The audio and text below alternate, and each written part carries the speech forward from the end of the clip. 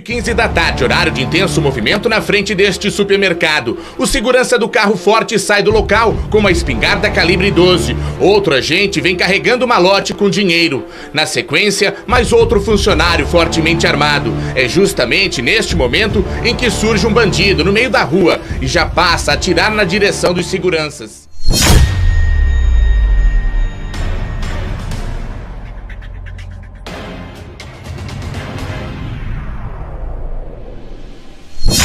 Compreende com clareza a necessidade de salvaguardar aos vigilantes o porte de arma fora do serviço. O vigilante, por via de regra, ele tem o direito ao porte de arma de fogo quando em serviço e sai da sua atuação funcional completamente esclarecido e não pode, por consequência, guarnecer a sua segurança e a segurança de sua família, a integridade de sua família. Desde a infância, ainda quando muito novo, eu via os profissionais de segurança como as pessoas que nos dão proteção contra o mal. Eu não sabia exatamente o que era polícia, o que era a guarda, a segurança, o agente penitenciário da época. Para mim, era tudo uma coisa só. Profissionais com uniformes diferentes, mas com a mesma missão: dar proteção para as pessoas. Eu não entendia a diferença entre as funções, mas o que eu sabia é que um dia eu queria trabalhar com isso, com segurança. Eu gostaria de falar aqui um pouco sobre a atividade dos profissionais de segurança privada no Brasil. Mas antes quero homenagear o meu amigo, o diretor Roberto Cardoso, né, que é o diretor do filme Escolta Armada, e eu gostaria de trazer um assunto aqui muito importante, né, referente à atividade que os profissionais de segurança privada no Brasil exerce. Nós exercemos uma atividade de risco, né? A própria lei 12.740 diz que fica exposto, né, a risco permanente o trabalhador, aquele que presta um serviço tanto de segurança patrimonial como segurança pessoal. Ele está exposto a risco permanente, a roubos e outras espécies de violência. Salve, salve! Deixar meus cumprimentos aqui ao Roberto Cardoso e a você que está assistindo esse vídeo. Para mim é uma grande honra participar desse projeto e vamos responder as perguntas que me foram feitas aqui. Por que o vigilante é tão desrespeitado em seu posto de serviço? Olha só, vigilante desrespeitado em posto de serviço tem várias coisas que podem fazer com que isso ocorra. Primeira coisa é a falta de alinhamento do procedimento. Eu me lembro quando eu era supervisor, toda vez que tinha uma reunião no posto, que o cliente queria colocar um procedimento novo, que o vigilante ia ter que agir ali, né?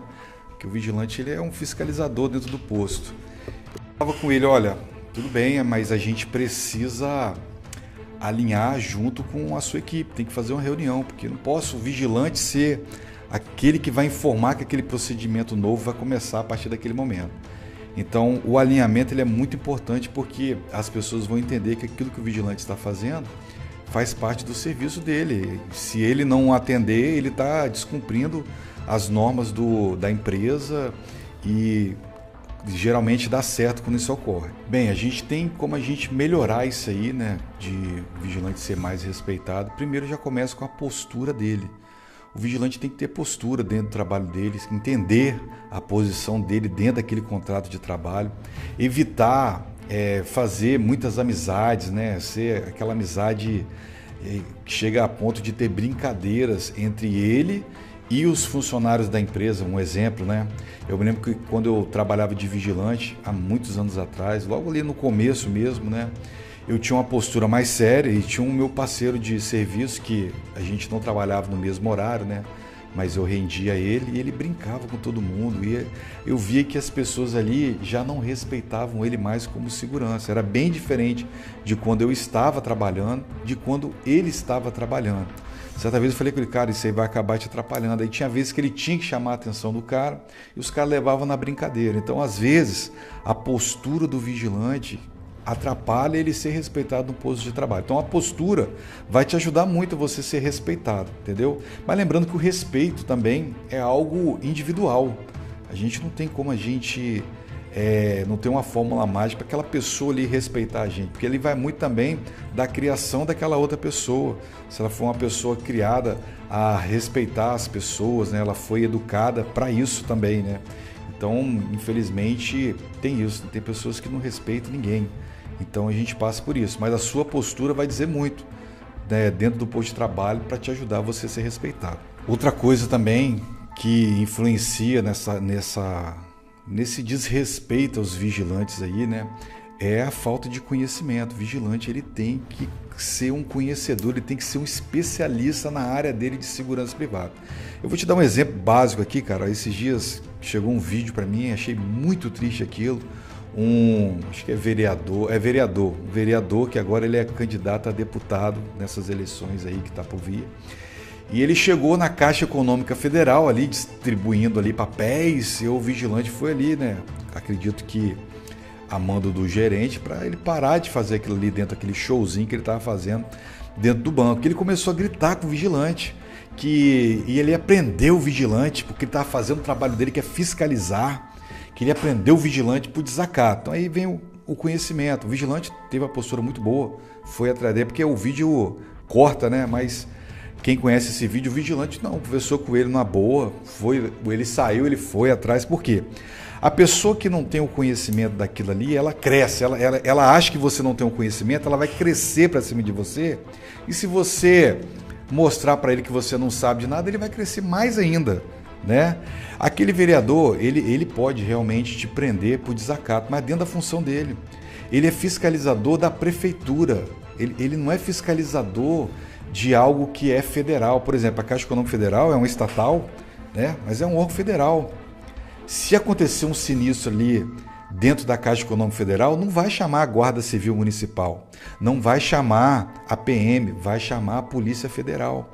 Então ele não estava dentro de um órgão da prefeitura, tá? Para ele poder prender alguém por desacato. Ele não estava fiscalizando ali um órgão da prefeitura, então ele já estava errado, tá? Ele estava ali distribuindo ali, dando seu showzinho, entregando seus papéis e falando que ia prender um trabalhador. Veja bem, cara, um cara que está trabalhando, vigilante está trabalhando, fazendo o trabalho dele, e o outro lá entregando panfleto ali, papel, não sei qual era o intuito dele.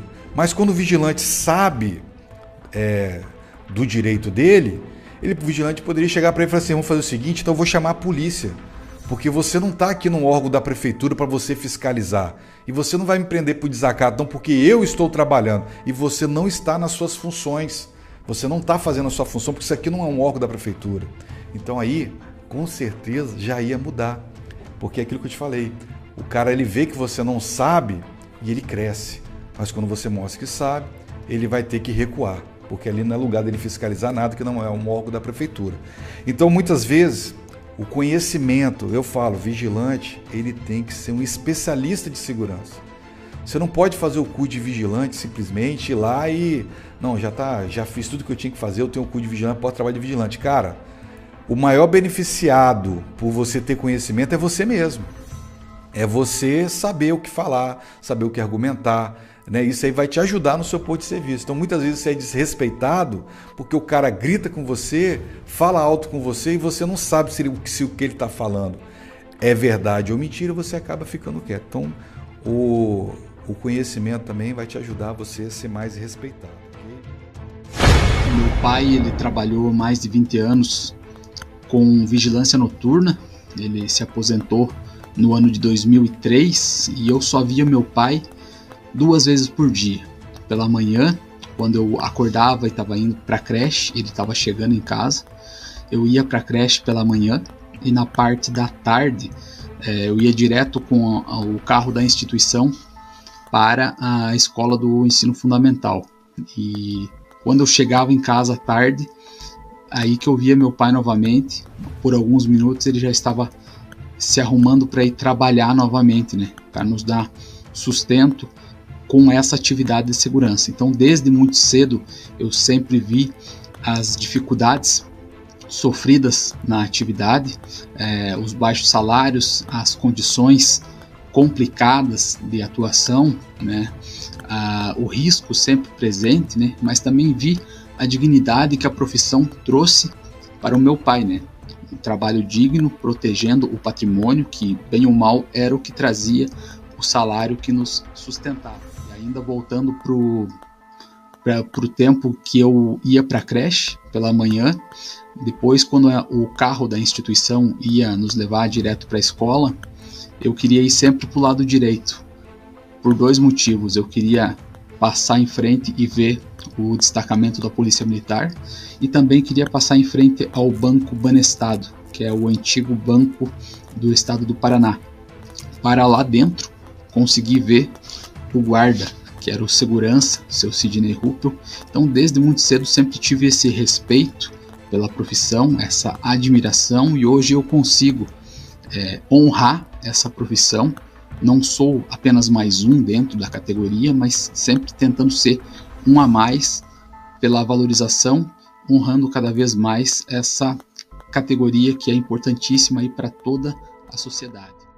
Nós temos também o decreto 89.056, que fala no artigo 5º que os vigilantes, né, têm a finalidade, né, de impedir e inibir ações criminosas. Também temos a portaria 3233, que diz que as atividades de segurança privada, elas são complementares às atividades de segurança pública, e que a finalidade da segurança privada, do vigilante propriamente dito, é de garantir a incolumidade física e a integridade do patrimônio.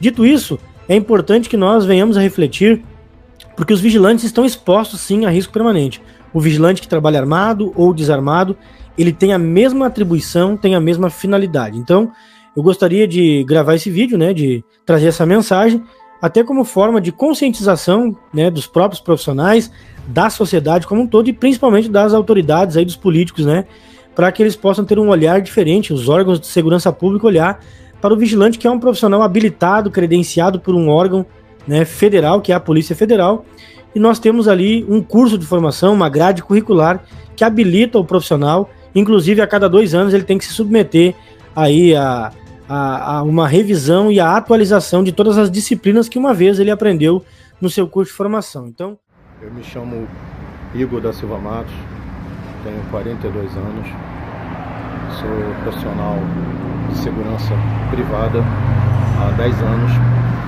Desses 10 anos vividos entre vigilante patrimonial, vivenciei 6 anos de escolta armada, das quais entre Souza Cruz, aqui no Rio de Janeiro,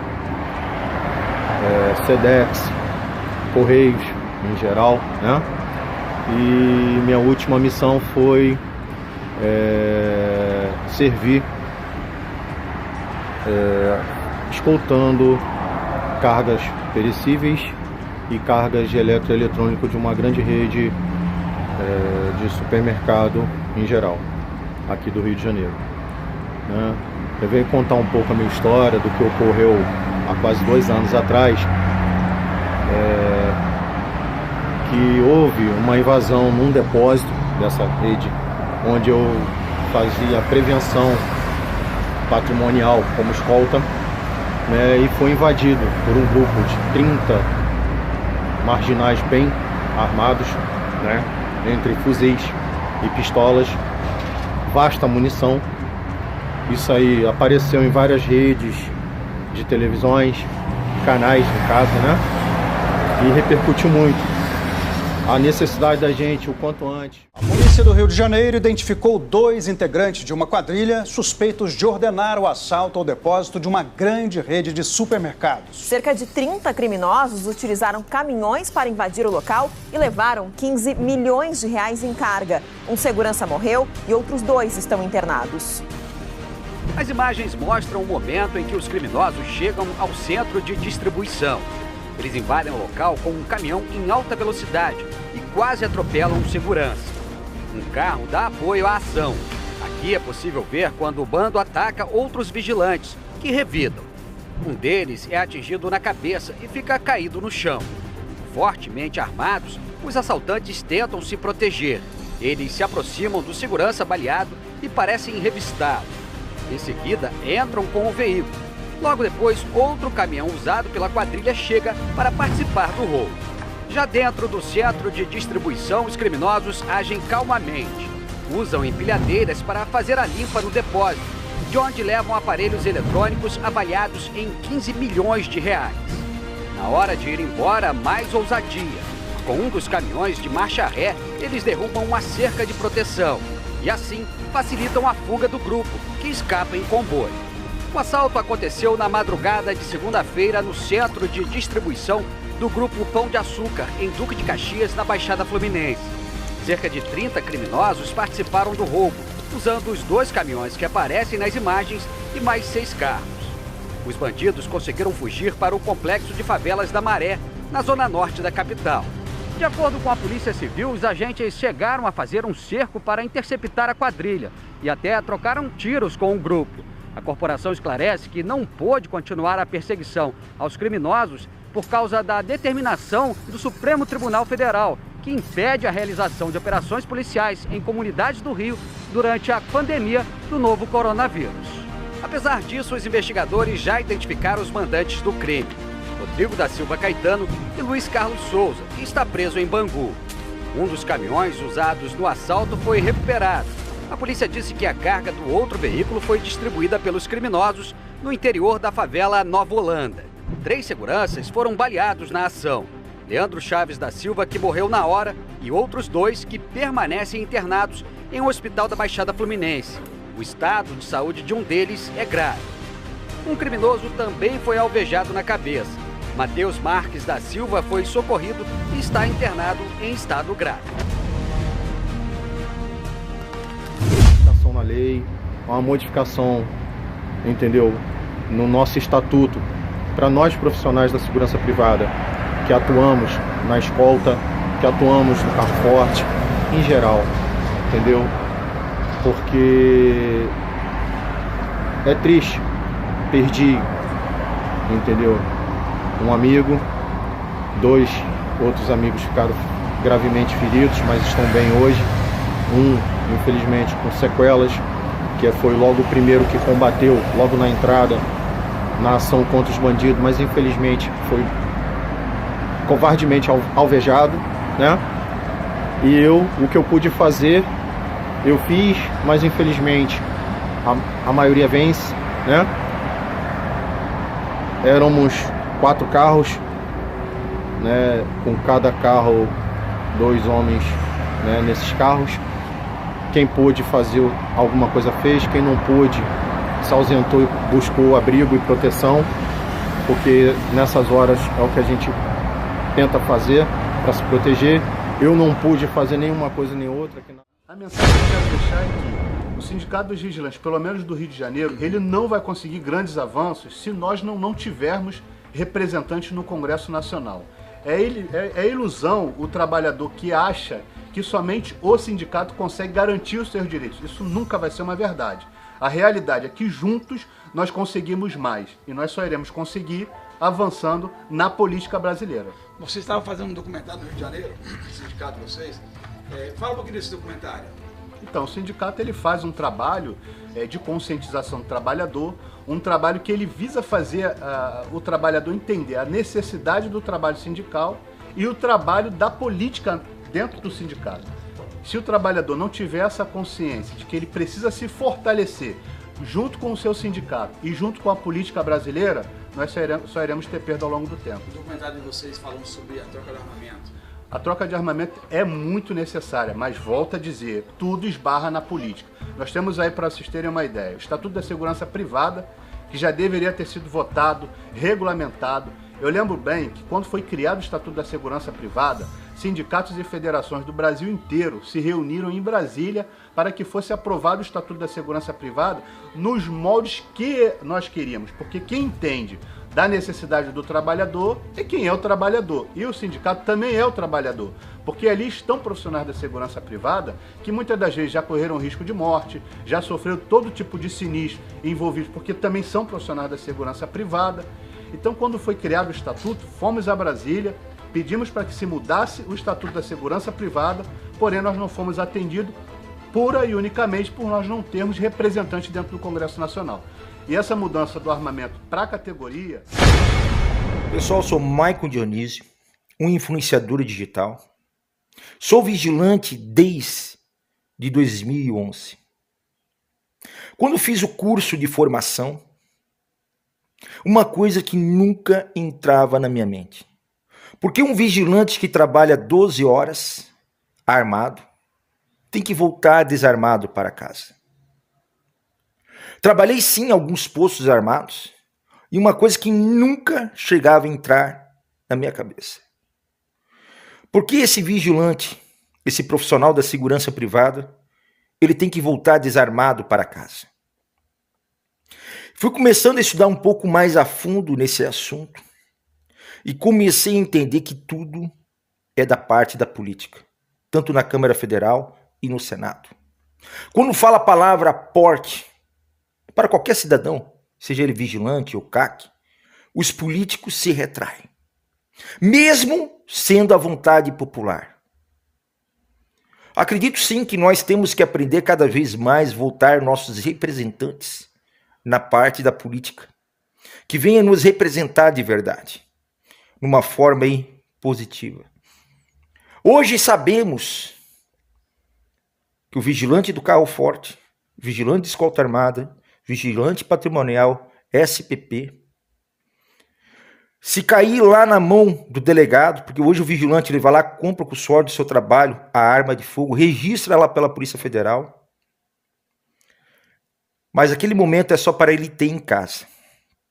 Aí quando o vigilante ele vai montar a efetiva necessidade para dar entrada no porte, esse poder da caneta continua na mão do delegado. E eu acho totalmente errado. Deixar na mão do delegado, deixar na mão do Estado.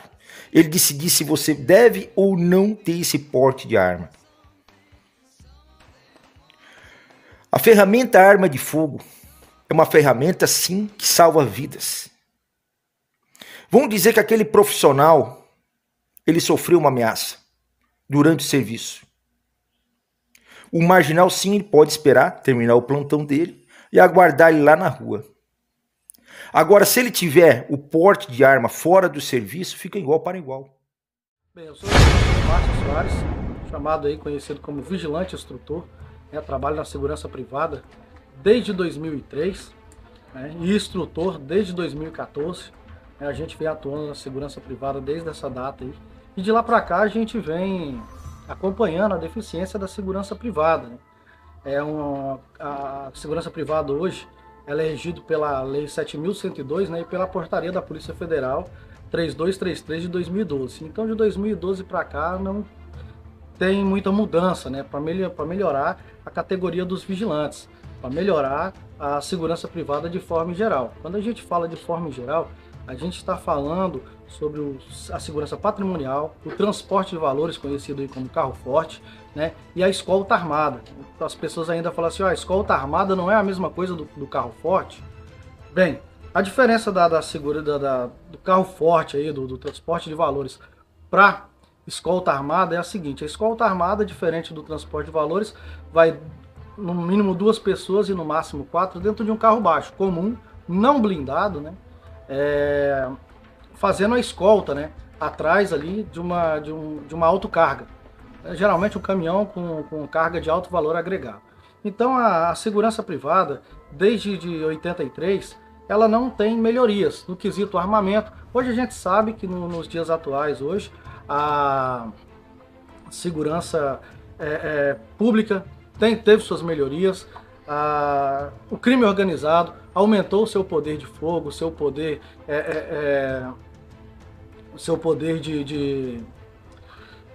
tecnológico, tecnologia. Então de lá para cá a segurança privada foi ficando esquecida, certo? Então o armamento nosso ainda é muito antigo, as condições de trabalho também muitas das vezes deixam a desejar, muitas das vezes também por parte da empresa, por não ter um órgão que realmente representa, fiscaliza e defende a nossa categoria. Temos a Polícia Federal hoje, e a Polícia Federal mesmo, ela não tem efetivo suficiente. Não adianta a gente pegar e crucificar a Polícia Federal por não fazer a sua fiscalização. Mas o grande problema também é que ela não tem efetivo suficiente para fiscalizar toda a segurança privada no Brasil. Hoje aí a segurança privada, os vigilantes de forma geral, tem um contingente aí que soma 8 vezes mais o contingente do Exército Brasileiro. Então, quer dizer, a gente hoje está meio que abandonado. A segurança privada, o vigilante, no geral, ele tem essa cultura aí de que eles não são unidos. A gente às vezes fala assim, não é unido por conta de quê? Por conta da hoje aí, empresas, hoje aí muitas das vezes, suprime o vigilante aí, pressiona ele, e muitas das vezes o vigilante fica acuado. Por quê? Porque se fazer alguma mobilização, alguma coisa que vai defender a sua categoria, eles acabam perdendo o emprego, né? Ou chega um supervisor, um gerente, um diretor de empresa e fala, ó, se você participar de determinada situação, manifestação, ou greve, ou paralisação, acaba perdendo o emprego, né? Então, muitas das vezes, são pressionados por conta disso. Então, acaba, não é nem muito por conta do vigilante não ser unido. Muitas das vezes é por conta por essas condições, né? Uma vez que o vigilante hoje, ele é regido pela CLT, então é uma empresa como qualquer outra. Apesar que ele recebe um treinamento diferenciado aí para ser um vigilante, mas hoje não é um cargo público, não é um cargo onde ele tem uma certa estabilidade. Infelizmente hoje a segurança privada, uma das deficiências dela é esse, né? A gente tem uma lei aí de 1983, onde tem aí um estatuto a ser aprovado, o Estatuto da Segurança Privada, o qual ele foi feito aí por especialistas, né? Entre aspas, aí, da segurança, especialistas em segurança. Então não chegou a procurar um vigilante de transporte de valores, um vigilante patrimonial, um vigilante de escolta, um vigilante de VSPP, que é o vigilante de segurança pessoal privada, no ditado popular guarda-costa, né? Então não procurou esses profissionais para saber o que tinha que ser melhorado. Porém, o Estatuto da Segurança Privada já ajuda. No entanto, ele está hoje, tem um senador que está sentado em cima dele, né? Dentro do Senado aí, e infelizmente isso aí atrapalha, né, a evolução da categoria. E no isso a gente vê a cada dia que passa os profissionais aí vindo perder sua vida aí por ato decorrente do serviço. Mudar a lei. A gente tem que mexer lá em cima, né? Passar pela Câmara Federal, passar pelo Senado e ir para a sanção.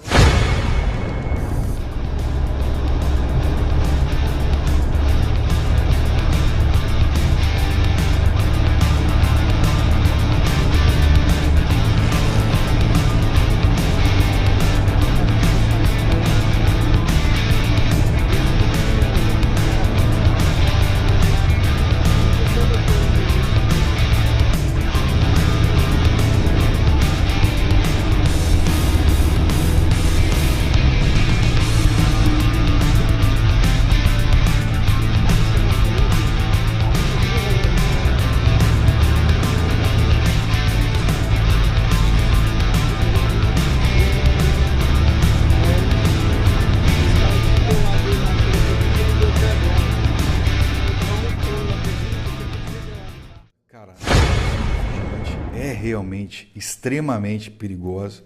Até agora, graças a Deus, a gente recebe, né, a categoria recebe ali o adicional de risco de vida, porque entenderam que realmente o vigilante ele corre risco de vida dentro do seu posto de trabalho. Primeiro que você trabalha armado, né, cara? A arma num país perigoso igual o nosso, que tem, né, muita criminalidade, a arma é algo, é um objeto ali que o bandido está de olho para ele poder cometer seus crimes. Então, às vezes, quando ele quer adquirir uma arma, se ele achar que é fácil, ele vai lá no vigilante para tentar roubar, né? Muitos vigilantes aí mostraram que não é tão fácil assim, reage ali e consegue impedir. Infelizmente, muitos acabam perdendo as suas armas por vários motivos ali, cara, que não dá para você colocar a culpa no cara ali. O cara tá num posto ali que não tem nem como ele se guardar, né? Tem uma vez que eu ouvi um vídeo de um cara que eu falei, cara, infelizmente aqui, o que o cara vai fazer aqui? É um posto de transição de pessoas para lá e para cá, não tinha um ponto para ele poder guardar as costas, o cara tá meio que na sorte ali, né? E ele perdeu a arma dele. Agora, tem várias vezes ali que você vê o cara conversando no posto, do celular, cara, celular, isso aí envergonha demais quando eu vejo um vídeo que o cara perdeu a arma porque estava no celular, cara.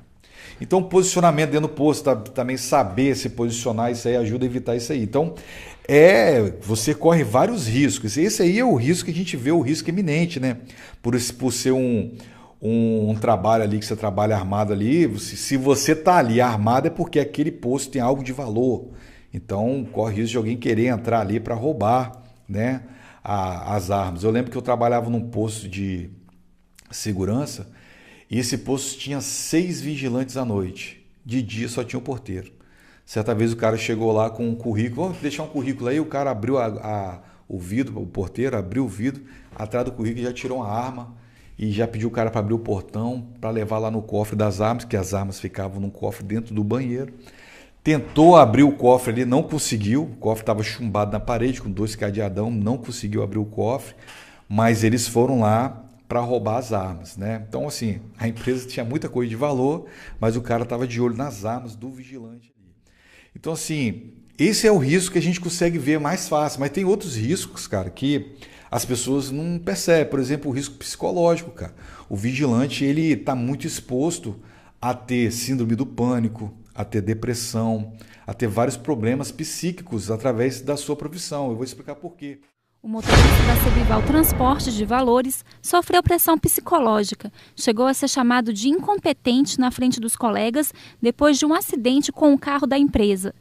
De acordo com os autos do processo, após 1 ano e meio de trabalho, o funcionário foi afastado por problemas de saúde durante 1 ano e depois foi aposentado por invalidez. Ele buscou a justiça pedindo o pagamento de verbas trabalhistas e indenização por danos morais.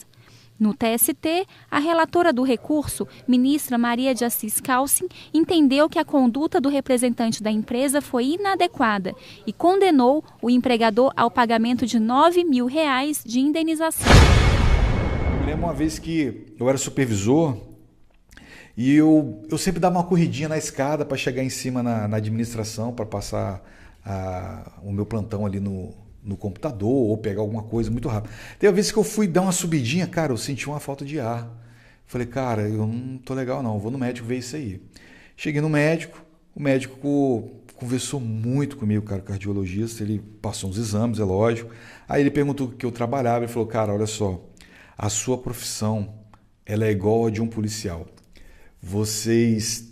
O tempo todo vocês estão saindo da sua zona de conforto. O que é isso? Você está na sua zona de conforto. Agora eu estou aqui na minha zona de conforto. Ó. Para mim é a zona de conforto. Tem gente que gravar um vídeo, ele sai da zona de conforto. Mas eu estou na minha zona de conforto. Estou confortável aqui. Eu não estou resolvendo nenhum problema. O supervisor, o vigilante, ele muitas vezes ele tem que sair da zona de conforto dele e para resolver algum problema. Então assim, o supervisor às vezes sai mais, né? Porque se o vigilante tiver um problema, ele chama o supervisor. Vamos botar, eu estou na minha zona de conforto, ali passando meu e-mail, de repente eu recebo uma ligação de um cliente. Preciso que você venha aqui, que eu quero que você tire esse vigilante daqui. Você, peraí, por quê, cara? Não, eu quero que você tire esse cara daqui. Poxa, cara, eu tenho um problema em resolver agora. Então eu saio da minha zona de conforto. E isso acaba sendo várias vezes por dia. E aí o médico falou, cara, essas pessoas que saem várias vezes da sua zona de conforto, isso não é normal. Você, durante um dia, uma pessoa normal, de vez em quando você tem que sair da sua zona de conforto. O supervisor, o policial, o vigilante, por várias vezes ele tem que sair da zona de conforto dele. Isso aí é um passo para você ter síndrome do pânico. E aí ele falou, Dilan, daqui a pouco, se você adquirir síndrome do pânico, até mesmo reclamar, se uma pessoa te der um troco errado, você não vai querer discutir. Porque você não vai querer ficar saindo da sua zona de conforto ali. Isso aí gera uma síndrome do pânico, que é um passo para a depressão. Então, esses são os riscos que a gente não vê, né? A gente não vê, a gente só sabe quando a gente vai no médico, o médico dá uma explicação boa, igual esse médico me deu aí. E... Mas não só acredito, como tenho certeza que é muito perigoso. O vigilante, ele corre risco 12 horas de trabalho, não 12 horas. Eu vou dizer que o vigilante em si, por ser vigilante, corre risco o tempo todo. Mesmo no trabalho, como fora do trabalho. Só pelo fato de ser vigilante, né? E, sem dúvida, a profissão de vigilante é muito perigosa. Rapaz, uma boa pergunta. Para falar de segmento perigoso, temos que falar também de região, né? Região, estado. O carro forte, transporte de valores, é muito, mas muito perigoso, mais na região sul e também no Nordeste, onde aconteceram e acontecem os maiores casos, né, de ataque a carro forte. Praticamente todo mês, né, em um lugar, em alguma cidade no Nordeste, acontece lá um ataque a carro forte. Hoje na região Sudeste, São Paulo, região Sudeste ali em geral, não acontece tanto, mas aconteceu muito. Então, segmento de carro forte, transporte de valores, realmente a região sul e a região nordeste são as mais perigosas. Se você trazer um pouquinho aqui para o lado do sudeste, o Espírito Santo principalmente, aqui no Espírito Santo já houve alguns casos de ataque a carro forte, mas poucos casos. Aonde o vigilante corre mais risco aqui na área, no segmento que o vigilante corre mais risco é no patrimonial. Porque aqui nós temos muitos casos de vigilantes patrimoniais que morreram em serviço simplesmente por estarem armados ali, por o vigilante estar portando ali um objeto de desejo do vagabundo, que é a arma, né? Aquele revólver 38, e também o colete dele. Então acaba trazendo ali um certo risco para o vigilante. Roberto, o vigilante desarmado corre tanto risco quanto o armado? Sim, para mim até mais, né? Por estar desarmado. E quero falar, então, falando agora sobre escolta armada, no Rio de Janeiro, a escolta armada já sofreu bem mais ataques do que carro forte ou vigilante patrimonial, porque a escolta no Rio era muito mais visada, que transportava ali carga de eletrônicos e também cigarro, é uma coisa que atrai muito o marginal, né? Então, no Rio de Janeiro, o segmento que mais sofre lá é a escolta armada e também a patrimonial, mas a escolta armada já sofreu muito mais ataque. Então é assim, e SPP praticamente você quase não vê um caso, né, de um ataque a um agente de segurança pessoal, muito difícil, né? Mas existe, mas você quase não tem relato, né, sobre isso. É isso aí, então eu pude definir por região. Hoje eu oriento muito nossos irmãos da segurança privada a se tornarem CAC, caçadores, atiradores e colecionadores. Tirar o CR. Porque além de levar o conhecimento com a ferramenta arma de fogo, essa ferramenta pode sim salvar a vida dele.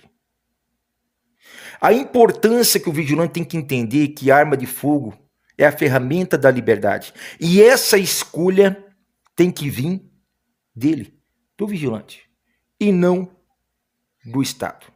E eu vou muito mais além. Que muitos falam, o porte tem que sair só para aqueles que têm carteira assinada. Mas por quê? Se ele sair da empresa, o porte dele não vale mais? A ameaça, a gente tem que entender que ela continua. Tem muitos vigilantes que hoje em dia, eles trabalham em baladas, sem carteira assinada, trabalham fazendo bico. Eu acredito mais além, se o cara comprovou, independente de carteira assinada ou não, que ele trabalha de vigilante, não é eu, não é você, nem é o Estado que tem que decidir. Mas que esse porte ele tem que ser concedido, porque ele tem que ser um direito. A liberdade de escolha tem que vir do cidadão de bem, e não do Estado. Por isso que eu falo cada vez mais a tal da liberdade de escolha. Hoje, nós temos os tal dos políticos que trancaram o PL 3723, os senadores. Eu não entendi por que trancar o PL 3723. Se ela é uma vontade popular. Eu vi os CACs cobrando, vi os vigilantes cobrando para ver se esse PL andava para frente. E os senadores em matéria de política disseram, não, vamos dar uma analisada, mesmo sendo a vontade popular. Mas se você for olhar esses senadores que são desarmamentistas, eles andam com seguranças fortemente armados. Armamento para mim e desarmamento para você. Isso é o pensamento dos nossos políticos. E isso me deixa muito triste. Porque hoje, nós, da segurança privada, para nós conseguir a vitória do porte de arma, nós dependemos da política. Acaba sabendo desses riscos. Outros riscos que tem muito, cara, que eu vivenciei muito isso também na escolta, é o risco de acidente, cara. Às vezes, eu sempre falo, a pessoa fala assim, escolta armada, cara, é muito perigoso, você tinha medo? Cara, o maior perigo que eu via era acidente. Por quê? A gente vive num país que as pistas, né, pelo menos aqui, por exemplo, aqui a BR-101 que corta o Espírito Santo, é conhecido como rodovia da morte. É uma pista indo, outra voltando, tem poucos trechos de ultrapassagem, e não tem pista duplicada, né, cara? Então, assim, a gente corre muito risco de acidente, cara. Então, são riscos que as pessoas não levam em consideração. São alguns riscos que estão ocultos. Então, é uma área extremamente perigosa. Cara, quantas vezes eu saí para fazer escolta armada e olhava para minha família em casa e pensava assim, poxa, não sei se eu vou voltar, cara. Eu não sei, porque eu corro risco de acidente, eu corro risco de alguém tentar roubar a carga e eu trocar tiro. E era um Fiat Uno que não tinha ar-condicionado nem nada, muito menos blindagem. Então, assim, muitos riscos. Essa área, a profissão de vigilante, ela é muito arriscada mesmo. O cara, para entrar nessa área, tem que pensar muito bem se é isso que ele quer. E por isso que eu falo, tem muita gente perdida aí na área de segurança privada, que quando chega no posto de trabalho, que ele vê que o negócio não é bem assim igual ele estava pensando. Eu uso o exemplo que, quando eu era supervisor, por exemplo, eu ia fazer uma entrevista, cara, eu já queria tirar. Cara, eu sou da igreja, cara, eu lembro da história de Gideão, que quando ele foi separar os covardes, né, que Deus falou assim, ó, de todo esse povo aí, tira todos os covardes. E aí ele fez um teste para tirar os covardes. Então, quando eu ia fazer uma entrevista, eu fazia um teste para tirar os covardes, aqueles caras que estavam perdidos ali na área de segurança privada, que tem muitos, cara. O cara acha que não, vai ser tranquilo, pô, 12h36, faz nada, um dia tá trabalhando, outro dia tá em casa. Aí chega lá mesmo. Então, eu fazia umas perguntas básicas, bobinhas, para me eliminar algumas coisas. Eu chegava pro cara e falava assim, guerreiro, seguinte, primeira coisa, eu queria tirar o preguiçoso. Eu queria tirar o preguiçoso. Falava, ó, aí eu apresentava o pior horário que tinha para trabalhar, porque às vezes o cara quer, não, quero um postinho 12h36. Falava, ó, meu amigo, seguinte, a vaga que eu tenho aqui é de segunda a sábado, das 15 às 23. Mano, vida social desse cara aí foi pra vala. Aí eu tinha cara de chegar assim, rapaz, só tem esse horário aí? Eu falei, só tem esse horário. E outra coisa, vigilante não tem horário, você sabe disso, né? Porque a gente trabalha com prestação de serviço. Então, se o meu contrato ali acabou, precisar remanejar você, vai para o horário que tiver. Tudo bem para você? Ele, rapaz, esse horário aí não vai dar para mim não. Já eliminava o cara. E a vaga às vezes era para noite. Mas eu já queria eliminar, porque quando o cara quer trabalhar, mano, ele aceita tudo. Ele aceita o horário, aceita tudo. Aí quando chega lá, você vai trocar o cara. Não, mas eu sou da noite, cara. Quem trabalha com prestação de serviço tem que estar ciente disso, cara. A empresa hoje, cara, a empresa ela não quer mexer com você. Mas se ela precisar, cara, ela vai ter que contratar alguém porque você não trabalha de dia. Então, isso aí a gente não gosta, a gente não quer mudar a nossa rotina, mas quem está contratando tem que pensar nisso aí, que pode chegar a hora de você ter que remanejar. E quando você é contratado, você assina um contrato lá dizendo que você pode trabalhar em qualquer horário. Então eu já não queria ter dor de cabeça, já eliminava ali. Aí vinha a parte, né, que a gente está falando de área perigosa, que eu queria tirar os covardes. Chegava, meu amigo, é o seguinte, você vai trabalhar num posto, super tranquilo, é um supermercado, mas lá a gente tem muito problema de furto, tá? Lá é furto direto, tem noiado lá roubando. Então é o seguinte, você vai estar lá no seu posto de trabalho, o monitoramento que são seus olhos vai te falar que aquele cara lá com a camisa verde e amarelo lá, colocou uma garrafa de uísque dentro da bermuda. Você vai estar lá na sua porta lá, vai chegar o cara, você vai ter que abordar ele. Isso é problema para você? Aí tinha uns que falavam assim, mas vou ter que fazer isso sozinho? Aí já tutibiou, já eliminava ele. Chegava outro e falava assim, rapaz, mas tem que abordar mesmo? Não tem outra forma não? Eu falei, tem que abordar, já eliminava ele. Aí tinha outro que falava assim, na hora, é meu trabalho.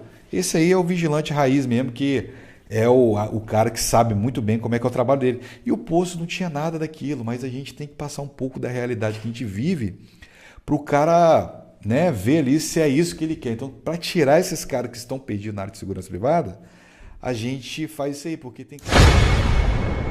Para nós poder mudar o rumo da história. Senhores e senhoras, a liberdade de escolha, ela tem que vir do cidadão. E o porte de arma, eu vou deixar bem claro, eu sou a favor que todos tenham o direito ao porte de arma.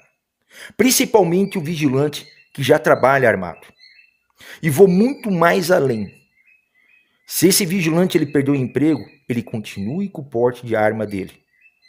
Se ele estiver fazendo bico, esse porte tem que ser concedido.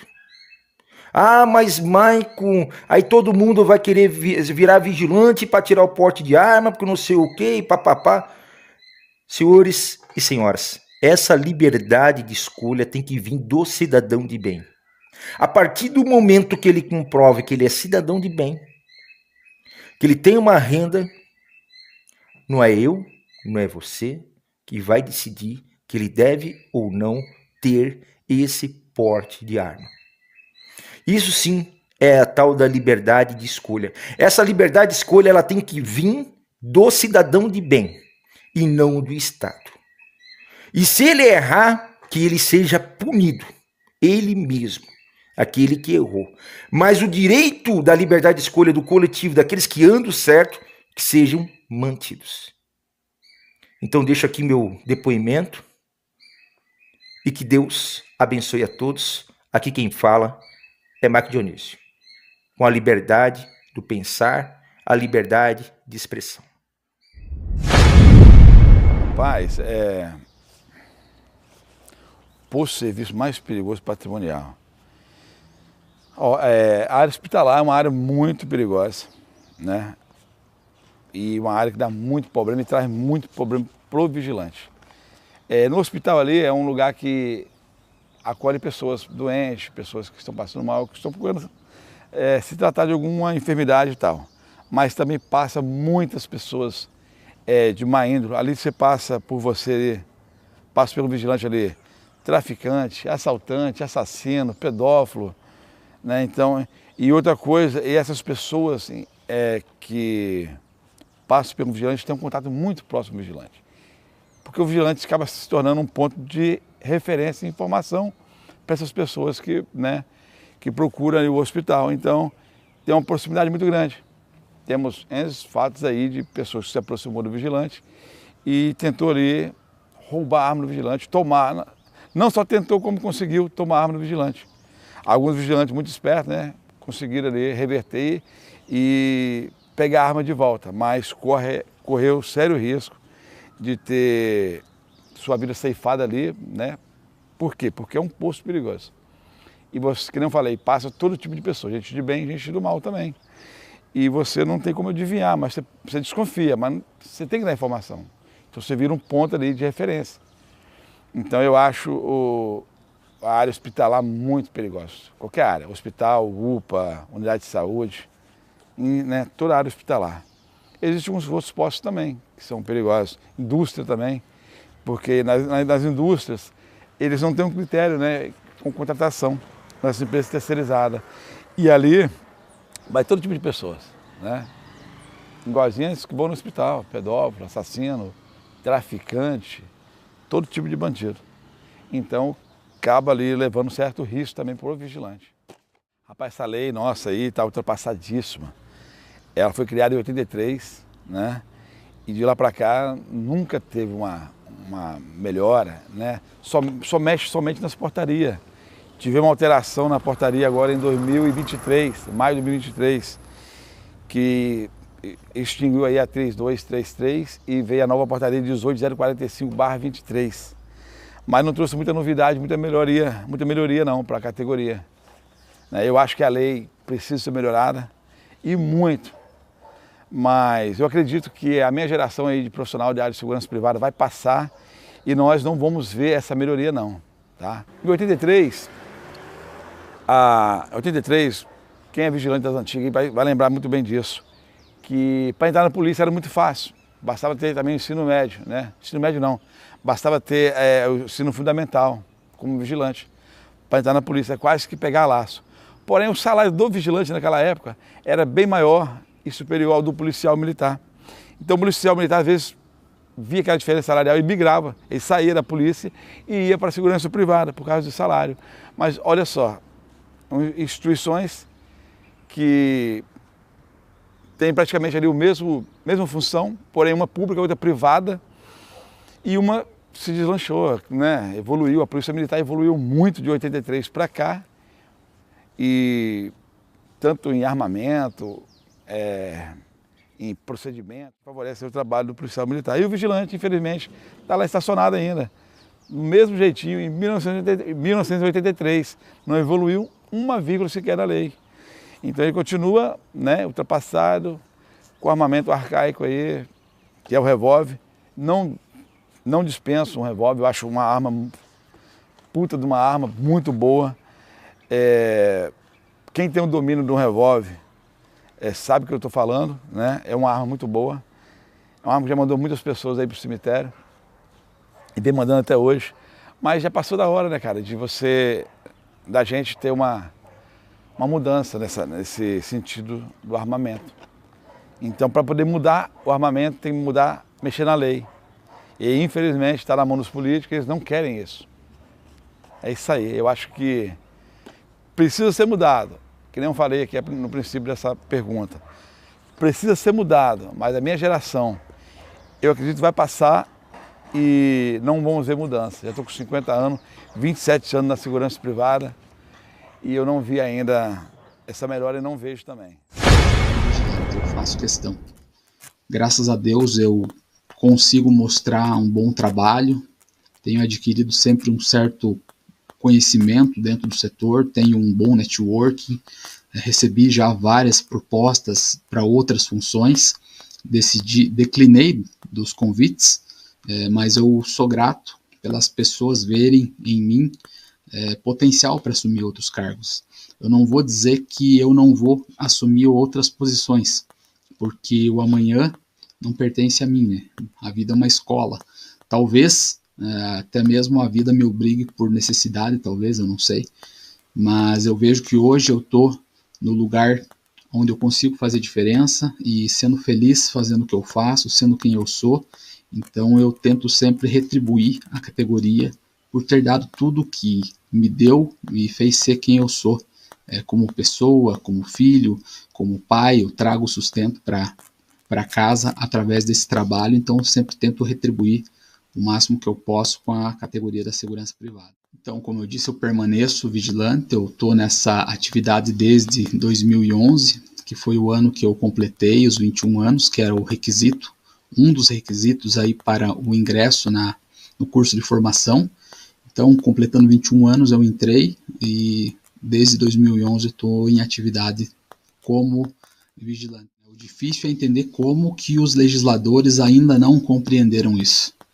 Aí eu vou me ater apenas a falar sobre a categoria dos profissionais de segurança privada, mas eu sou abertamente a favor de que todos que têm condições mínimas possam portar as suas armas. Eu sou a favor do porte de arma para os profissionais de segurança privada, porque não tem lógica esse profissional defender o patrimônio e vidas alheias no trabalho e não ter o direito de defender-se da criminalidade e de proteger a sua família nas ruas, né? Ou seja, o Estado entende que o vigilante ele é capaz de portar uma arma no trabalho, defender o patrimônio de um banco, de uma indústria, de um shopping e depois de proteger todas essas pessoas que circularam durante esse dia nesse trabalho, o Estado entende que quando ele volta para casa, ele perde essa capacidade de proteção, de autocontrole, de discernimento, de calma, de raciocínio. Então é no mínimo estranho, para não dizer que isso é uma canalice talvez. Quer dizer que eu tenho capacidade de transportar milhões de reais dentro de um carro forte, mas eu não tenho essa mesma capacidade de proteger a minha família com essa arma que eu utilizei e circulei o dia inteiro aí, as pessoas que estavam próximos a mim em um shopping, em um mercado, em agências bancárias. Eu tinha essa capacidade enquanto eu estava trabalhando no carro forte, mas quando eu deixo o carro forte e volto para minha casa, eu não tenho mais essa capacidade de proteger a vida das minhas filhas, a vida da minha esposa, do meu pai, da minha mãe e a minha vida. Eu só tenho essa capacidade enquanto eu estou trabalhando, não tem lógica alguma. Aí muitas pessoas dizem, mas veja bem, no serviço é diferente. Mas eu pergunto diferente por quê? Como segurança pessoal, cuidando de um VIP, eu posso proteger da vida do VIP, da vida dos familiares desse VIP, em qualquer lugar. Mas eu não posso ter esse mesmo direito de defender a minha vida e a minha família em qualquer lugar. É o dinheiro que ele paga para obter esse serviço que garante essa capacidade de que eu possa protegê-lo? Não tem lógica. Então quer dizer que eu posso proteger pessoas estranhas que eu não conheço e tenho essa capacidade, mas no momento de cuidar da proteção e da segurança da minha família, o Estado entende que eu perdi a capacidade de portar essa arma, né? E muitos podem dizer, mas veja bem, se esse profissional se envolver em uma briga no trânsito, no seu horário de folga, armado, as coisas são diferentes. E eu digo que isso é uma outra falácia, porque o Estado entende que eu posso escoltar uma carga valiosa de milhões de reais de sul a norte do país, utilizando 2 armas, né? Portando essas armas em qualquer lugar, enfrentar esse mesmo trânsito caótico, enfrentar essas mesmas pessoas estressadas, e eu tenho a capacidade de manter a calma e de raciocinar durante o meu horário de serviço. Mas esse mesmo Estado, ele entende que quando eu saio da escolta, entrego a viatura na empresa, eu perco a capacidade. Então eu não tenho condições, eu só tenho condições de proteger o patrimônio e as vidas durante o meu serviço. Mas a partir do momento que eu saio do meu serviço, eu perco total capacidade de fazer tudo o que eu fazia. Então a lógica deles é que eu posso proteger a vida de estranhos nas ruas, mas eu não tenho capacidade de proteger a minha vida e a vida das pessoas que eu mais amo. O Estado entende que eu tenho a capacidade de manter a calma e a inteligência no trânsito, mas eu perco essa capacidade assim que eu volto para minha empresa e entrego a viatura, o armamento, e tiro o uniforme e volto para casa. Então isso é algo muito sem noção, porque a legítima defesa é um direito natural do ser humano, mas querem tirar os meios de praticar essa legítima defesa, né? Tudo aquilo que temos para usar como condições para voltar realmente vivos para casa. E a missão é essa: voltar vivo, voltar saudável para os nossos filhos, para nossas esposas, para os nossos pais. Ele quer só os bônus da profissão. Agora, os ônus ele quer correr fora. Então, realmente, a área de segurança privada ela é muito perigosa. O cara que for trabalhar com isso, ele tem que ter a consciência disso, que ele está numa área perigosa, cara. Não dá para você reclamar que o posto é perigoso, lógico. O posto não pode ser um posto que não te deu a segurança que você precisa para você trabalhar. Mas não dá para você reclamar que, poxa, tem nóia furtando no supermercado que você trabalha, que é perigoso. Cara, se tem alguém ali, se tem um vigilante ali é porque é perigoso. Eu lembro, cara, que tinha um contrato de trabalho, eu era supervisor, e tinha uma empresa que tinha um posto. Pensa num posto bom. Aquele posto era excelente, cara. O posto, ele tinha uma guarita elevada, tinha uma guarita embaixo que era do porteiro e uma guarita em cima que era do vigilante. Essa guarita de cima, o vigilante ficava lá fixo, e quando ele subia, ele puxava a escada e travava ela em cima. Então não tinha como o cara subir para cima da guarita dele. Inclusive, o cara dar uma cabeçada era maravilhoso, porque o supervisor tinha que chamar ele. Não tinha como o supervisor subir, ver se ele está dormindo ou não, falar que ele está dormindo ou não. Então era um posto super tranquilo. De repente, tinha um quadro no jornal, que era o jornal Tribuna, aqui, que o cara fazia uma reclamação ali e o jornal ia atrás do feedback para dar o feedback dessa reclamação. O vigilante, cara, você acredita que o vigilante ele foi nesse jornal, fez uma reclamação que ele estava trabalhando num posto muito perigoso sozinho. Ele fez essa reclamação. Então, assim, era um cara que estava totalmente perdido. Qualquer vigilante que você colocava ali, o cara estava no paraíso. Por causa disso tudo que eu te falei. Era um posto tranquilo, com a empresa de ônibus, um pátio grande, mas você não tinha que fazer ronda. Você ficava lá em cima. Se você viu algum sinistro, você ligava para a polícia, chamava o supervisor e tal. Nunca aconteceu nada lá. Lá aconteceu quando a segurança era a polícia, né? E aí chegava ali, o blindado chegava lá do carro forte para recolher o dinheiro e teve uma troca de tiros ali. Mas depois colocou vigilante, nunca aconteceu nada, mas tem aquele cara que está perdido na área de segurança privada e fez uma reclamação que o posto era perigoso. Ou seja, se tem um vigilante ali, a resposta da empresa foi essa. Cara, se tem um vigilante ali é porque tem um risco. Mas não era perigoso para o vigilante. Ele estava ali numa guarita elevado.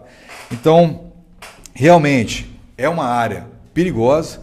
O cara tem que entrar consciente disso para depois não fazer esse tipo de reclamação na imprensa aí, né, reclamando que o posto é perigoso. Como vigilante, eu não tive nenhum tipo de troca de tiro, roubo, essas coisas não. Mas eu já corri muito risco de acidente na estrada. Teve uma vez que eu acordei praticamente com a cara no teto, que o meu colega pulou o quebra-molas porque ele dormiu no volante, né? Então esse risco aí eu corri, não foi poucas vezes não, até eu também uma vez, o colega me passou o carro e estava subindo a Serra das Araras ali, quem for vigilante aqui que já passou pela Serra das Araras sabe que o caminhão sobe muito devagar, cara. E era de madrugada. E eu tava ali atrás do caminhão ali, cara, a 50 por hora, 30, que ele subia pesado, bem devagar a Serra das Araras. E teve uma hora que eu dormi e acordei em cima da placa, consegui voltar. Não posso dizer que ele seria um risco de vida, mas deixa claro que quando você está no volante, né, fazendo escolta armada, você corre muitos riscos aí. O maior risco que eu acho que tem é de acidente. Inclusive, nessa empresa que eu trabalhei, morreram 4 vigilantes de acidente na escolta. Nunca morreu nenhum vigilante trocando tiro, nunca teve um sinistro de troca de tiro nem nada nessa empresa onde eu trabalhei. Porém, 4 vigilantes morreram em acidente de carro. É muita coisa, cara. Num período que teve escolta armada lá, que se foi muito, foi 4 anos. Então, ali dava uma média ali de um vigilante por ano. Muito triste, mas esse era o risco que eu corri, que eu posso compartilhar com você. Já fui atender vigilante que trocou tiro, que invadiram o posto dele, alarme, que na época eu trabalhava de supervisor, o supervisor fazia esse trabalho de atender alarme também, foi uma fase muito ruim, depois desmembraram isso, eu acho que não pode mais, né? Então, assim, era um risco que a gente corria, mas nunca troquei tiro nem nada. A falácia é que as pessoas perguntam, e muitos tentam argumentar com o seguinte questionamento, né? Mas Éder, veja bem, tem muitos profissionais fazendo mau uso do seu porte de arma funcional dentro do seu trabalho. Imagina nas ruas. Eu concordo. E é por isso que eu digo que essa pessoa ela deve ser removida dessa categoria profissional, porque ela não está apta para permanecer atuando com segurança, prestando serviços de proteção. Essas pessoas, inclusive, elas atrapalham a nossa evolução, atrapalham o nosso crescimento, e isso aí, infelizmente, afeta a própria sociedade, né? Porque nós somos reféns cada vez mais da criminalidade e não temos como nos defender.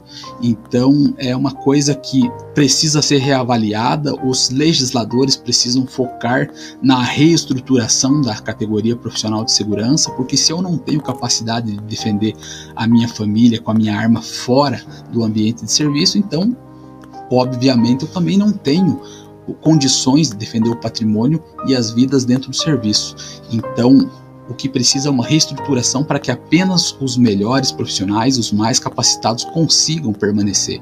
E ainda assim, pode acontecer que coisas ruins aconteçam, porque ser humano é imperfeito.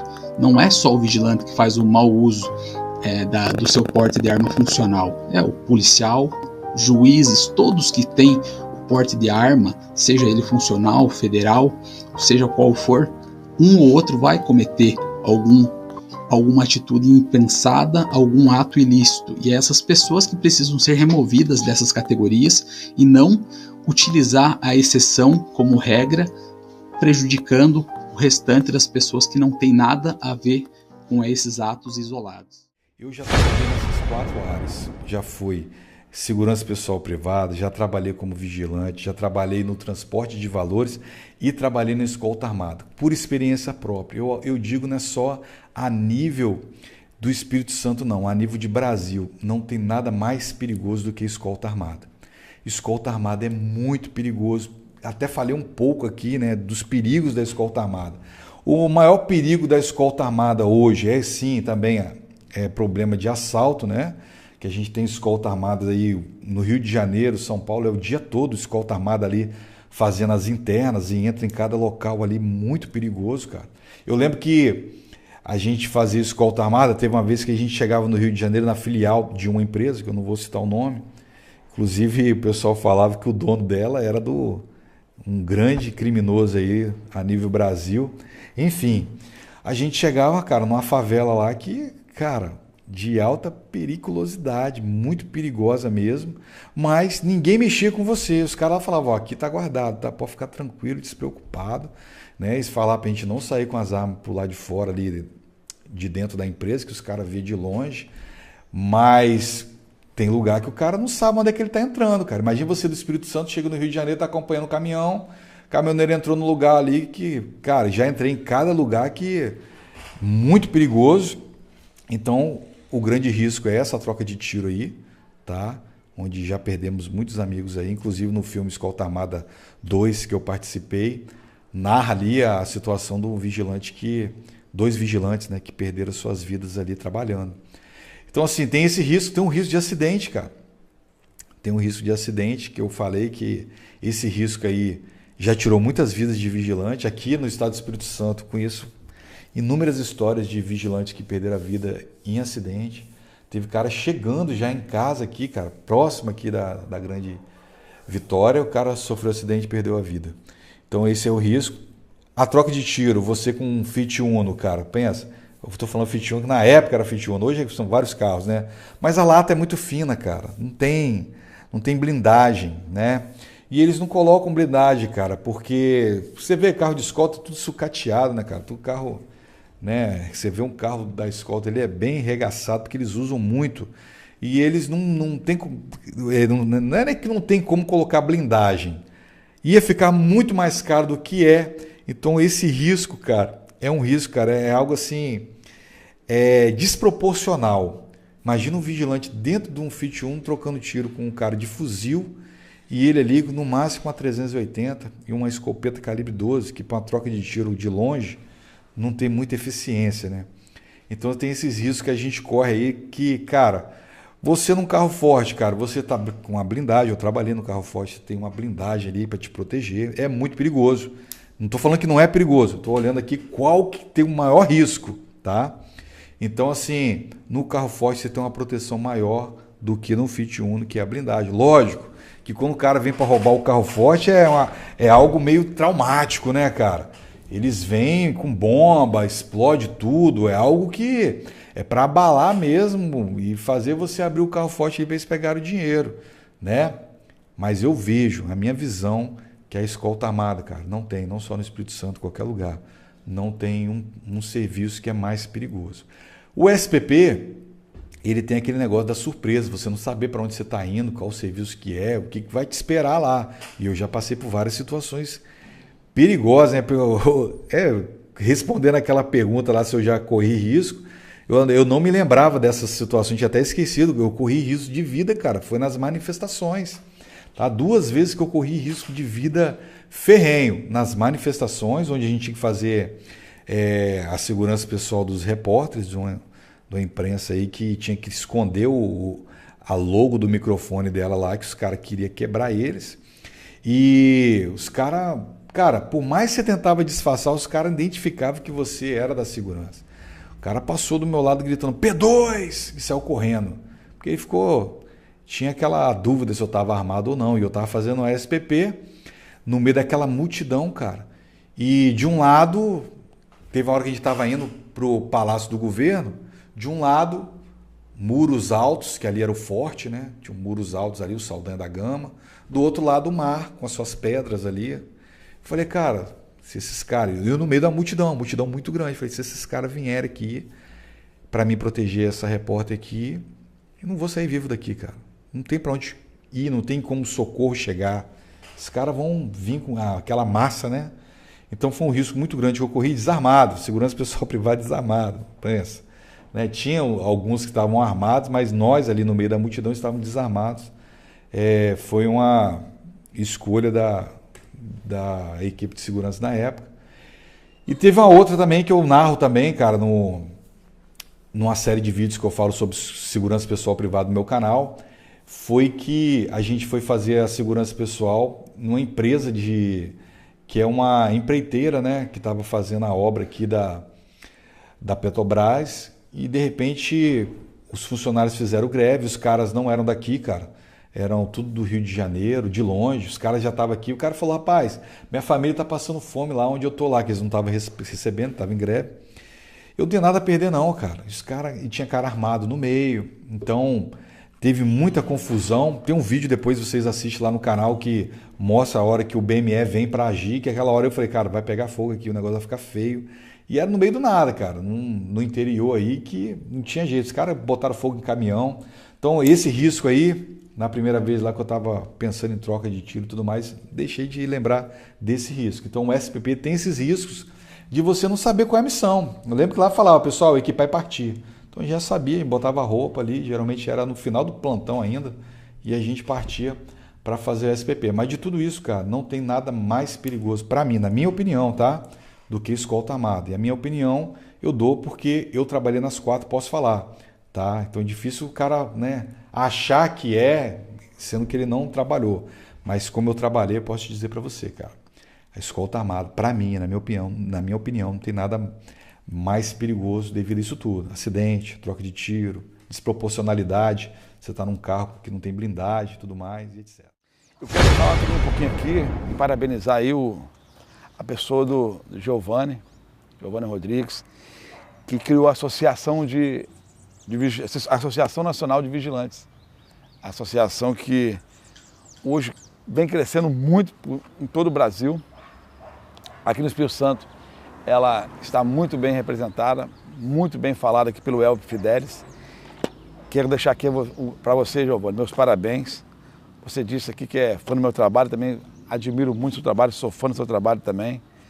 Meus parabéns pela atitude, pela coragem, né, cara, de ter criado essa associação e estar batendo de frente aí com políticos, né, e correndo atrás, e buscando aí realmente uma melhoria aí para a categoria. É só assim mesmo.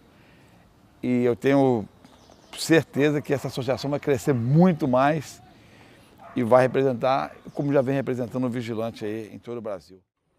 O decreto 89.056, ele diz que a segurança privada, que o vigilante, ele tem a finalidade, a função, a atribuição de impedir ou inibir ações criminosas. A portaria 3233, no artigo 1º, ela diz que a segurança privada tem a finalidade de garantir a segurança dos cidadãos e também envolve, né, as políticas de segurança privada envolvem a administração pública. Também nós temos a finalidade da segurança privada, ou do vigilante, propriamente dito, e todas as suas extensões, de garantir a incolumidade física das pessoas e também do patrimônio. O que é interessante é a gente perceber que essa legislação já tão antiga, de 83, como foi muito bem dito aqui, de 83, nós somos hoje vigilantes, aproximadamente aí na ativa. Há uma controvérsia, mas os últimos números que nós nos informamos pelo Anuário de Segurança Pública era 1 milhão de vigilantes na ativa. O doutor Alain, que está conosco aqui, que é um dos advogados da nossa associação, ele levantou um dado da Polícia Federal que seriam em torno de 7 milhões de vigilantes. O que eu quero dizer com isso, pessoal? Que existe culturalmente um preconceito referente aos profissionais de segurança privada, porque nós estamos em todas as esferas da sociedade. No Poder Judiciário, nós temos vigilantes, né, no Supremo Tribunal Federal. Aqui nessa casa, nós temos vigilantes atuando, garantindo não só a incolumidade ou a integridade física do patrimônio, mas também das pessoas, porque, vejam que a finalidade, a segurança privada, nós temos o objetivo final, como a própria legislação diz, que é garantir a segurança dos cidadãos. Então, a vida para nós, ela é mais importante do que o patrimônio. Assim como a Constituição também nos garante que o direito à vida é o bem tutelado mais importante. Então, no Brasil, a segurança privada formal ela foi criada no final dos anos 60. O país vivia a época do regime militar e os opositores do governo, por meio da força, eles visavam derrubar o poder constituído.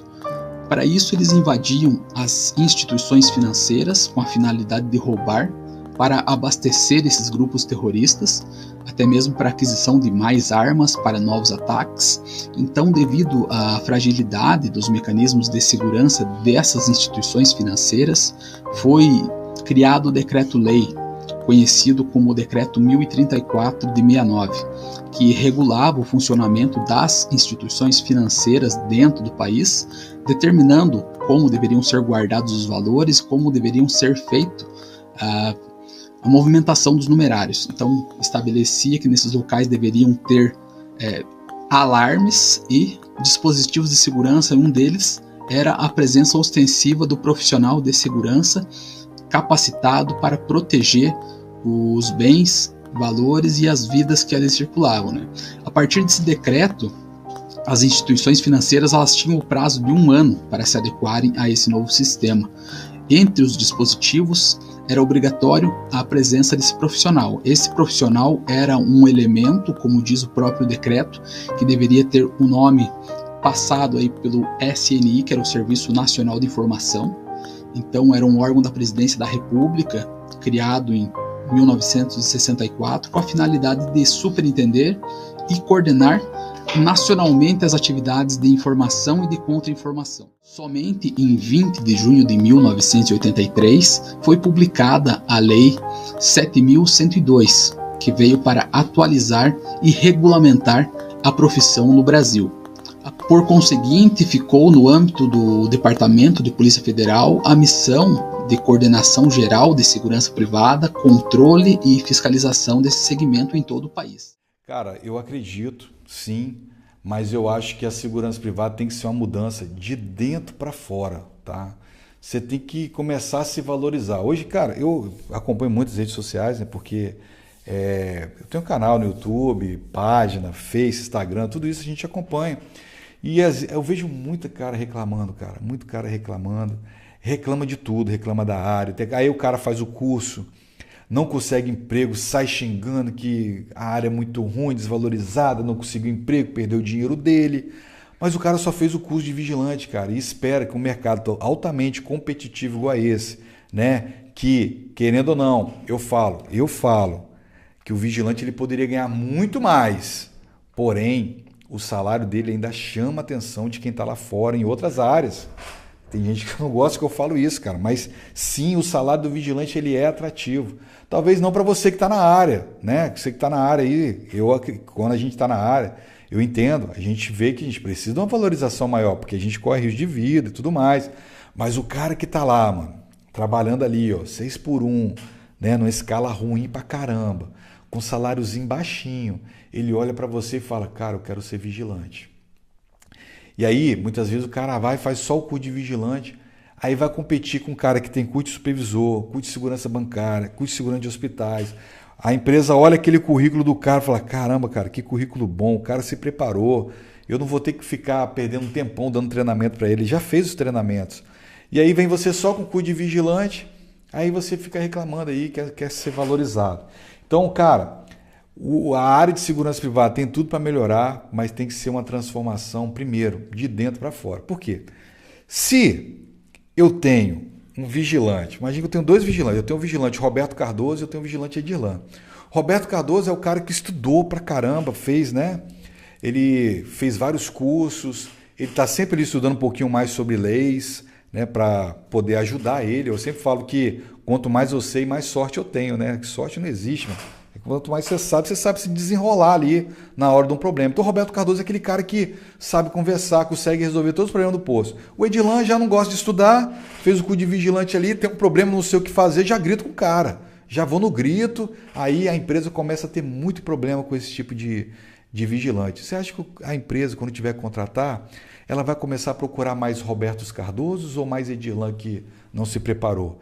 Então, cara, isso aí vai ajudar. Quando o vigilante se prepara, além de ele conseguir um emprego mais rápido, além de ele conseguir resolver as coisas melhores, mais rápido, mais tranquilo, porque, cara, quando você sabe, você resolve tudo mais tranquilamente, porque você tem o conhecimento, você ajuda a valorizar a categoria, porque aí o cara prefere, poxa, cara, poder pagar mais, porque se eu estou tendo menos rotatividade, porque o cara, que não tem conhecimento, não corre atrás de ter mais conhecimento para ajudar ele a resolver os problemas no posto, ele dá muita despesa para a empresa, cara. Rotatividade é algo que dá muito trabalho para a empresa. Imagina, eu tenho 4 vigilantes, vou botar só 4 para ficar fácil a matemática. Eu tenho 4 vigilantes porque eu tenho 4 contratos, minha empresa. Minha empresa é pequena. Um vigilante aprontou no posto, né? Tratou mal alguém lá que não soube resolver um problema. O cliente chega para mim e fala, cara, tira esse vigilante daqui agora. Olha o custo que eu vou dar para a empresa. Olha o custo. Poxa, eu não posso trabalhar mais naquele posto. A empresa só tem 4 vigilantes. O que ela vai ter que fazer agora? Ela vai ter que contratar um novo vigilante e vai ter que mandar embora. Só que, para contratar esse novo vigilante, um vigilante não pode trabalhar mais ali. Então, agora ela tem que pagar aviso para aquele que não pode trabalhar mais ali, tá bom? Tem que pagar o aviso para ele. Daqueles 3 que ficaram no posto, vou ter que pagar extra para eles para cobrir essa vaga que está vazia, até eu contratar o cara e ele estar apto a trabalhar. Então, olha o custo que tem. Agora, quando eu tenho uma equipe redonda, enxuta, Isso aí vai fazer com que a empresa gaste menos e podendo sim valorizar mais esses profissionais aí e melhorar o salário deles, tá? Mas é algo que, por isso que eu falo, é uma mudança que tem que começar de dentro para fora. E eu vou falar para você, o vigilante que estuda, o vigilante que se prepara, ele pode escolher. Se está ruim para você, você está num posto ruim hoje, você está numa empresa ruim, mas se você tem um conhecimento, se você tem currículo, você espalha seu currículo, rapidamente você consegue outro emprego. Eu tenho um exemplo de um vigilante que eu tenho vários exemplos, vários, mas esse é o exemplo assim que ele encaixa muito do que aquilo que eu acredito. O vigilante, cara, ele durante os 2 anos que ele fez o curso de vigilante, ele não conseguiu emprego nenhum. Ele fez o curso de vigilante de escolta armada, ele fez o básico, né? Ele fez a extensão escolta armada, transporte de valores e SPP. Aí ele caiu naquilo que eu falo. Gasto desnecessário para quem está começando. Por quê? A maioria das empresas não tem curso de transporte de valores. Aqui no estado, por exemplo, hoje só tem 3 empresas de transporte de valores. 3 empresas. Cara, ele é essa ponta azul aqui, ó. Imagina que isso aqui tudo é o mercado. Transporte de valores é só essa ponta azul aqui, ou até menos. Então você entrar nesse mercado aí é muito difícil. Você vê que o vigilante de transporte de valores ele entra e fica lá até aposentar. Difícil você arrumar uma vaga nisso aí. Ele, com todos esses cursos, e o vigilante só com curso de vigilante, é a mesma coisa, não agregou nada. Aí eu falo, cara, você tem que investir primeiro no seu conhecimento em segurança patrimonial. E aí ele viu meu vídeo lá, que eu ensino lá 3 passos para você conseguir sua vaga de emprego. Ele fez o curso de supervisor, fez o curso de segurança bancária, segurança de hospitais, etc. Cara, ele foi chamado para uma das maiores empresas lá perto da região dele. Depois ele foi chamado para outra entrevista. Hoje ele tem 2 empregos e constantemente ele é chamado para outras entrevistas por causa do currículo que ele já tinha espalhado. Então, cara, você viu que é uma transformação que você tem que ter de dentro para fora? Então, às vezes, o que falta é você investir em você mesmo como profissional. Aí as coisas começam a acontecer para você. Então, se o salário não está legal, você pode ir para uma outra empresa, você pode trabalhar como supervisor, você pode trabalhar com 2 empregos, igual o exemplo do Eliel que eu te dei aqui. Então eu sempre falo, cara, a transformação, para melhorar, ela tem que ser de dentro para fora. Não dá hoje o cara fazer só o curso de vigilante e querer que tudo aconteça de bom para ele. Eu sempre falo, às vezes o cara, ele espera muito do mercado, mas quer dar pouco. Mais, cara, muito mais. Hoje tem vários canais no YouTube, né? Eu, quando comecei, só tinha o meu canal de youtuber. Não vou nem falar youtuber, não. Quando eu comecei, só tinha o meu blog. Blog da área de segurança privada, só tinha o meu. Que eu trazia várias notícias da área de segurança privada. Tudo que saía da área de segurança privada eu colocava lá. Depois eu parti para uma área mais educacional, né? Porque eu vi que os vigilantes procuravam muito saber sobre a sua área, sobre como trabalhar, se aquilo era permitido ou não e tudo mais. Aí eu fui para uma área mais educacional. Cara, não tinha. Hoje tem vários canais no YouTube, tem vários blogs, tem várias fontes de notícias. Eu lembro que para fazer um curso fora da portaria, né, que são os cursos de vigilante e extensões, cara, só tinha um curso que vinha aqui, que era um curso de segurança de Israel. Ele vinha a cada 2 anos, custava mais de R$1.000, isso aí em 2003. Ele já custava mais de R$1.000. E a galera fazia, cara. A galera fazia. Tinha também o CAT, né? CAT SWAT, que é do Marcos Duval, que hoje é senador. E depois ele parou de liberar para vigilante fazer, só fazia com policial. Então, não tinha. Hoje tem vários cursos na área de segurança privada, vários cursos que você faz online, cara. Então, o conhecimento chegou. Hoje não tem desculpa para o cara que é da área de segurança privada falar, não sabia. Conhecimento tá aí, cara, até gratuito. Eu mesmo tenho vários conteúdos gratuitos. Eu tenho um e-book lá meu que é sucesso, cara. 20 dicas de como ser um vigilante de sucesso. Eu tenho um e-book lá que eu dou de graça também, que é o Segurança Privada Direito.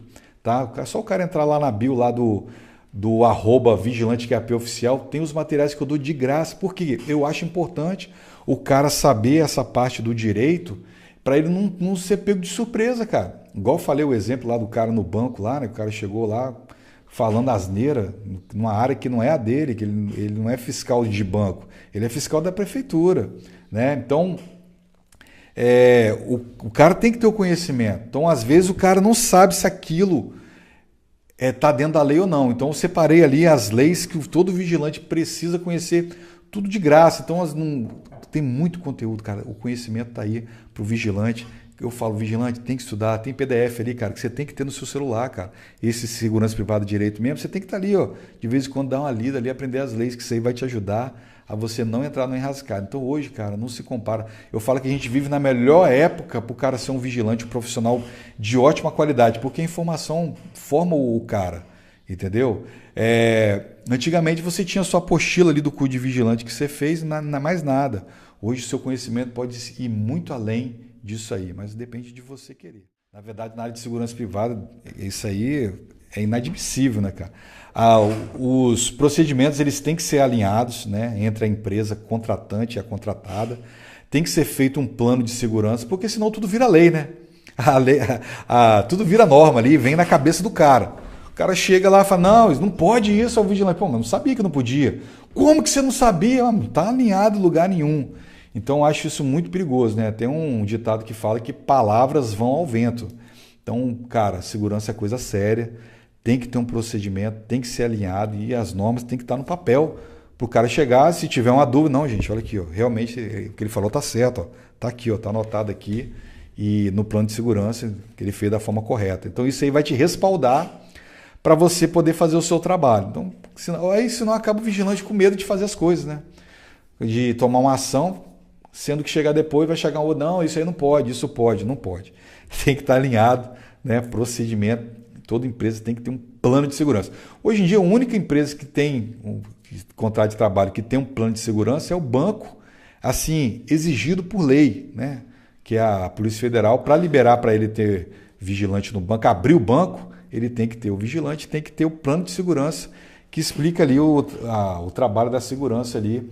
Mas isso aí deveria ser para todo contrato, cara. Tem um vigilante armado ali, tinha que ter uma exigência aí por lei para ter um plano de segurança ali, para alinhar ali os procedimentos de segurança, que isso é importante. Segurança não se brinca, segurança é coisa séria. Bem, eu quero dizer que foi um prazer participar aqui, né, desse trabalho que o Roberto Cardoso está fazendo aí. Eu já tive o prazer já de ter participado do filme Escolta Armada 2. Então, para mim, sempre é um prazer estar participando de tudo que envolve a área de segurança privada. O recado que eu quero deixar para você, vigilante, cara, seja um profissional, né, especialista na sua área. Tem muito conhecimento que você pode fazer aí, até mesmo de forma gratuita, mas nunca deixe de estudar, cara, que o estudo vai fazer a diferença. O estudo vai te dar mais segurança. A gente tem medo daquilo que a gente não conhece. Então, quando você conhece, você faz tudo com mais facilidade. Eu sempre uso o exemplo de quando a gente está aprendendo a dirigir, a gente tem medo, né, de ir numa rodovia, de pegar um fluxo de carro grande, mas depois que você aprendeu a dirigir, você entra naquele fluxo que você nem percebe. Por quê?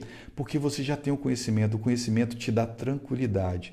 Então, quando você estiver no posto de trabalho, você vai ter que resolver um problema. Se você tiver conhecimento, saber como fazer, isso aí vai te dar muito mais tranquilidade na hora de agir. Então, muitos problemas podem ser evitados assim. Então, estude, tá? Não ache que só o curso de vigilante vai fazer você ali, vai resolver todos os seus problemas. Isso aí é o mínimo básico para você poder colocar uma arma na cintura e trabalhar como vigilante. Mas pense quantos problemas você vai ter que resolver e como que o conhecimento vai ajudar muito você a resolver esses problemas. Eu vou ficando por aqui. A você eu deixo um forte abraço. Fui! Até a próxima! Quero também deixar aqui meus parabéns para o Éder Santos. Cara, Éder Santos também é vigilante, instrutor e escritor, que produziu esses maravilhosos livros. O primeiro livro dele, o segundo livro dele e o terceiro livro dele, que, Éder, isso aqui, cara, é um filme, que você tem um filme aqui, um filme louco, que aí, rapaz, que filme é esse? Dá um filme tanto aqui. Então, Éder, meus parabéns, cara, por esse trabalho e também obrigado pelos presentes que você me deu. Todos eles têm uma dedicatória bacana aqui. Muito obrigado. Também a gente produziu 2 filmes também sobre a segurança privada, que é o Escolta Armada 1 e 2. Né? Esse filme aqui colocou a gente conhecido em todo o Brasil. Esse aqui também E hoje nós temos esse filme aqui até na Califórnia, passando lá. E eu fico super feliz e orgulhoso com isso. Que é um trabalho produzido aqui no Espírito Santo, sem nenhum recurso, sem nenhum patrocínio, apenas com paixão à sétima arte e com a participação de alguns loucos como eu, assim, que aderiram à minha ideia, né, abraçaram a minha causa e vieram aqui ser atores desse filme. Na verdade, ninguém é ator. O único que teve uma experiência como ator foi o Cezinha, né, que participou do filme Tropa de Elite. Mas o restante aqui ninguém é ator, mas eu acho que teve uma boa entrega e deram conta do recado e o filme ficou bacana. Vou fazer agora, se Deus quiser, tudo der certo, o primeiro filme no Brasil que fala sobre a segurança patrimonial, histórias de um vigilante. E se tudo correr bem, se Deus quiser, a gente inicia esse trabalho esse ano ainda. Não vou fazer promessas, porque produção independente é foda. Acontece alguma coisa com o equipamento, aí a gente para, aí tem que buscar recurso para poder consertar aquilo, porque não tem patrocínio e acaba demorando, eu vou e falo uma data e não cumpre, parece que eu sou um cara que não tem palavra, mas tenho sim. Sempre eu gosto de entregar aquilo que eu me proponho a fazer, né? E isso aí. Eu quero que você curta, Vigilante, esse documentário.